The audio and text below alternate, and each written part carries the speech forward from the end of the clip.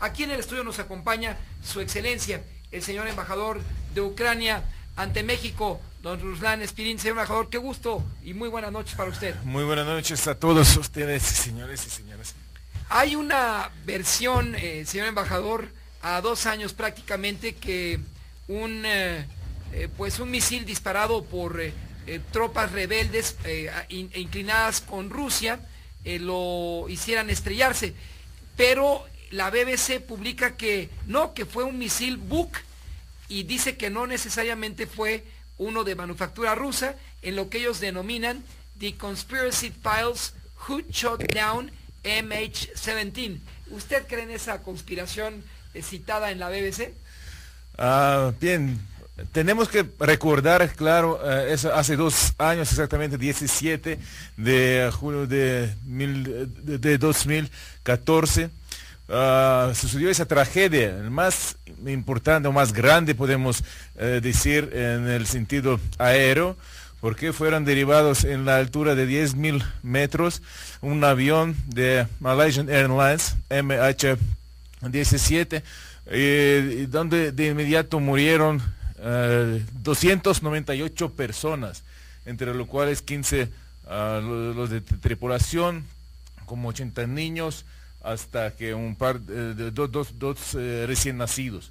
Entonces era una tragedia donde murieron los ciudadanos de los 10 países,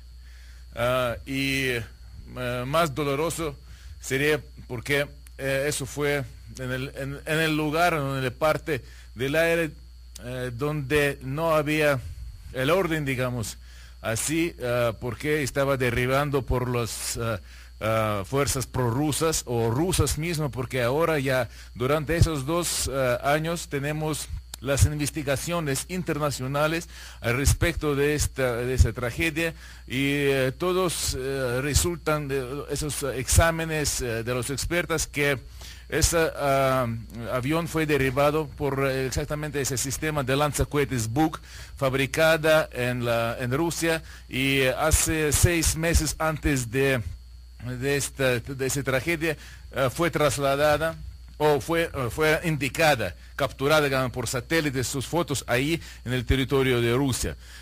Luego lo trajeron a través de frontera con Ucrania, y de parte de esas regiones afectadas por Rusia, donde hasta ahora tenemos presencia de como casi 10.000 soldados oficiales rusos, y máquinas blindadas y tanques y esa técnica ofensiva, pero ellos siguen luchando, digamos, o teniendo su presencia ahí sin insignias rusas, sin banderas rusas, y por eso las autoridades rusas tienen posibilidad de decir que no pasa nada, que eso es asunto interno de alguien y no tiene nada que ver con eso. Pero en el resultado de las investigaciones, pues ya que vivimos en el mundo moderno, avanzado, y ya tenemos todos satélites, grabaciones, tenemos todas evidencias de la presencia de esos soldados, y ahí entonces, claro, esa técnica que como casi 6-7 mil unidades de esa técnica ofensiva se encuentran en esas regiones, que representan 3% del territorio afectado de Ucrania. Claro que es mucho, porque Ucrania es el país más grande de Europa, con 603.000 kilómetros cuadrados, que es más grande que España y Portugal juntos, que tiene 45 millones de habitantes, y claro que esos 3% de territorio representan territorio bastante grande. Y esa presencia militar rusa ahí afecta no solamente a las regiones de Ucrania, pero también podemos ver que afectó pues a los civiles que estaban volando de Ámsterdam a Kuala Lumpur. Entonces, esa tragedia que sucedió aquel entonces llamó atención de todo el mundo, y claro que esa tragedia, pues por ahora está un poco paso a paso, está olvidando por el mundo, pero esas personas, esos parientes, amigos que murieron, para otras familias, eso será para siempre. Ellos van a creer, nunca van a olvidar esto, y los gobiernos de esos países afectados, digamos así, que perdieron las vidas de sus ciudadanos, nunca van a olvidar esa tragedia, y ahora estamos buscando en conjunto con toda la comunidad internacional la idea o la resolución, cómo podemos llamar atención a todo el mundo para condenar a los culpables.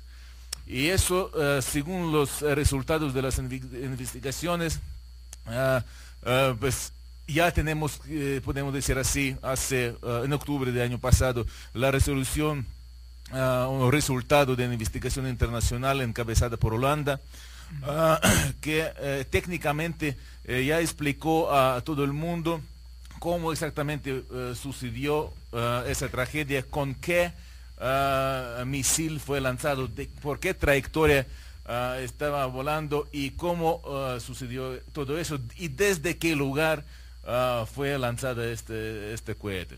Otras teorías o desinformación lanzada por Rusia, que todos se consideran como mentira, pues ya tienen todas las evidencias que las mentiras ya ni pueden ser aceptadas, y ahora ya tienen técnicamente todo ese escenario, cómo fue sucedido esa tragedia. Ahora es el turno del Tribunal Criminal. Porque la Corte Penal. La Corte Penal, claro, porque sí, ya todos sabemos cómo sucedió, de dónde fue lanzado. Ahora los culpables, los que mandaron a esa técnica al territorio ucraniano, los que mandaron a las tropas ahí, deben todos, esos culpables, tener su penalidad, recibir una sentencia, porque ellos todos son culpables, comenzando desde la cabeza, digamos, hasta la última persona que estaba manejando ese complejo, Buk M. Ese complejo es tan sofisticado, ese complejo de lanzacohetes móvil, que solamente para saber manejarlo necesitan como 7 meses de preparación diaria.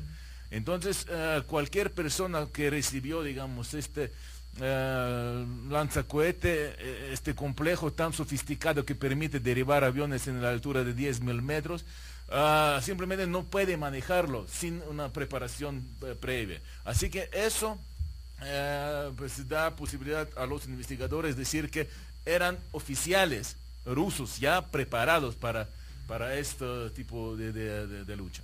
Permítame asistir brevemente a un corte que hará Rusia. Seguramente va a hacer ejercicio de su veto para que la resolución de esta Corte Penal no salga a relucir. Son las 7:45. Platicamos aquí en el estudio con don Ruslan Spirin, quien es el embajador de Ucrania ante México. 7:45.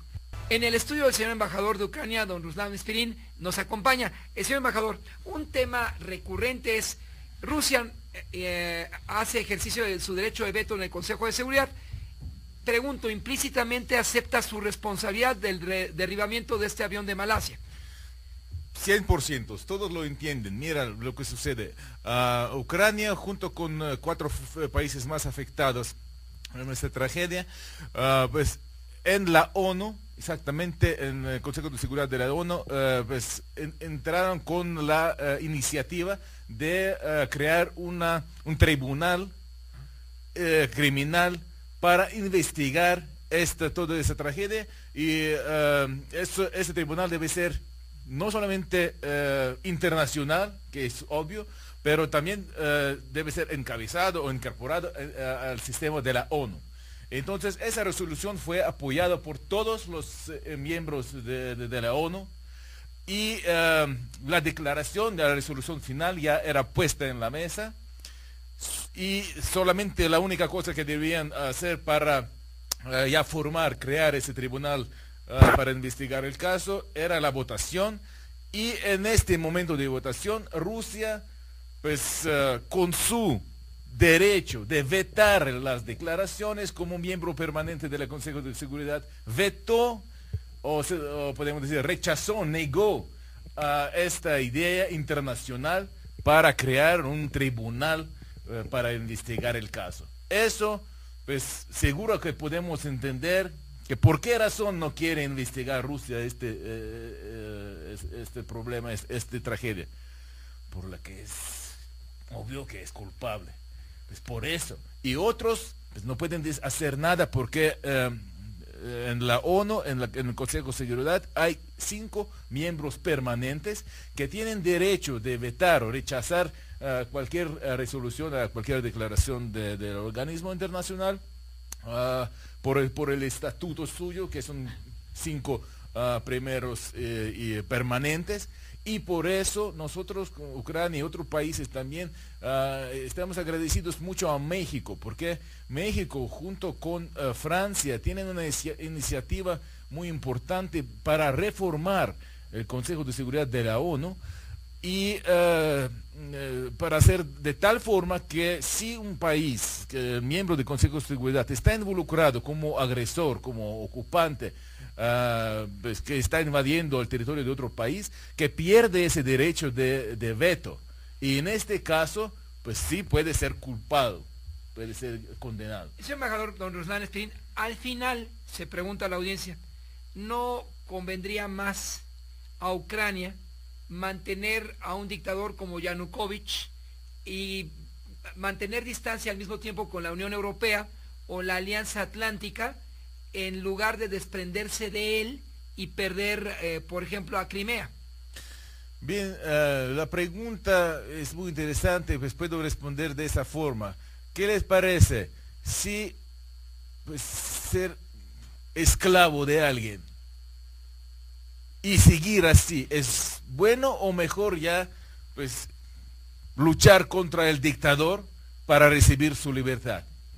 De todos modos, el país pues perdió, claro, algún avance, digamos, un dinamismo de desarrollo económico, pero al mismo tiempo nosotros, igual como otros 15 países de repúblicas de ex Unión Soviética, nosotros nos liberamos de agresor, del dictador, digamos así, porque antes eran repúblicas que eran esclavas de Moscú, y ahora algunos siguen con, como podemos decir, con los líderes prorrusas, opuestos por Rusia, y con ellos por ahora no pasa nada, porque ellos siguen siendo los esclavos, digamos, por lo menos políticos.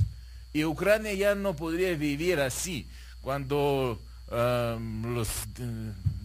estos dictadores, con sus familias, con sus amigos, pues se enriquecen por la cuenta de los pobres, y pues hacen de un país, de gran país, su propio digamos, lugar para ganar de más dinero y para vivir para sí mismo mejor que otros. Ellos estaban esclavizando su propio pueblo. Entonces, en el momento preciso, se levantó todo el pueblo. No había gente que no quería ya cambiar este dictador. Y pues así se fue. Gracias a Dios.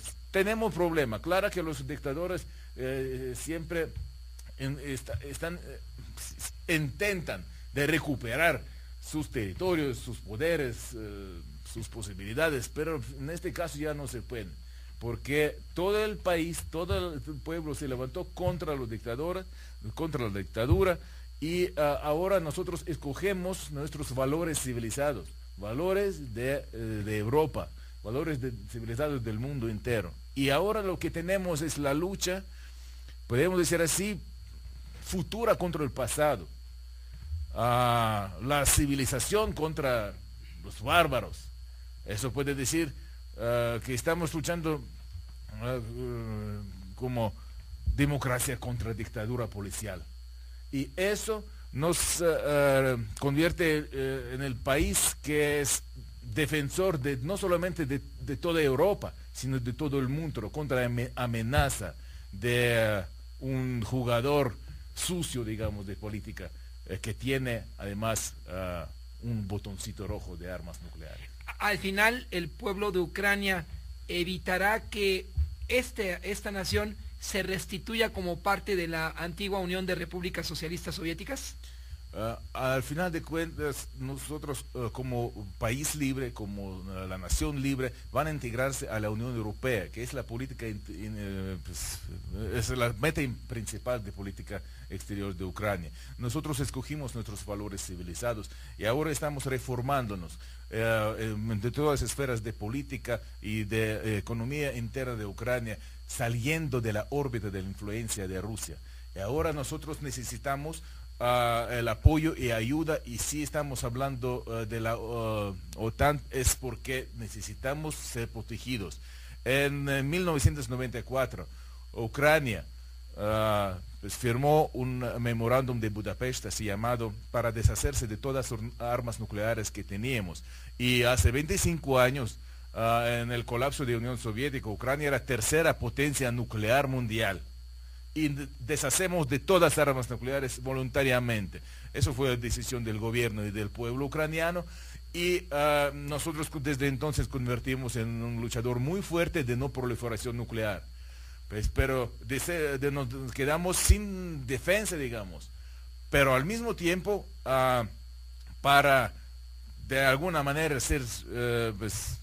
defendernos, firmamos ese acuerdo según el cual los miembros permanentes de consejos de seguridad de la ONU se obligaron a defendernos contra cualquier amenaza.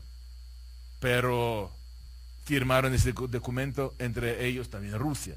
Y aprovechó esa oportunidad cuando el país indefensa, cuando muestra a todo el mundo que somos país pacífico y queremos vivir en paz, pues aprovechó esa oportunidad para ocupar territorio de la península de Crimea. De hecho, que por la resolución de la ONU, cuando votaron todos, y no solamente el Consejo de Seguridad, esa declaración fue aprobada, que Crimea, que nuestro territorio de península de Crimea, no no se considera anexado por Rusia, y esos territorios hasta ahora están considerados como territorios temporalmente ocupados por Rusia. ¿Algún comentario final, señor embajador? Pues como siempre debo agradecer a México, porque México es para Ucrania no solamente el líder regional de América Latina, pero también el socio estratégico, y México para nosotros es el país que fue el primero en el mundo que reconoció Ucrania hace 25 años exactamente, porque ese agosto nosotros festejamos 25 años de independencia de Ucrania. México fue el primer país del mundo que reconoció la independencia de Ucrania.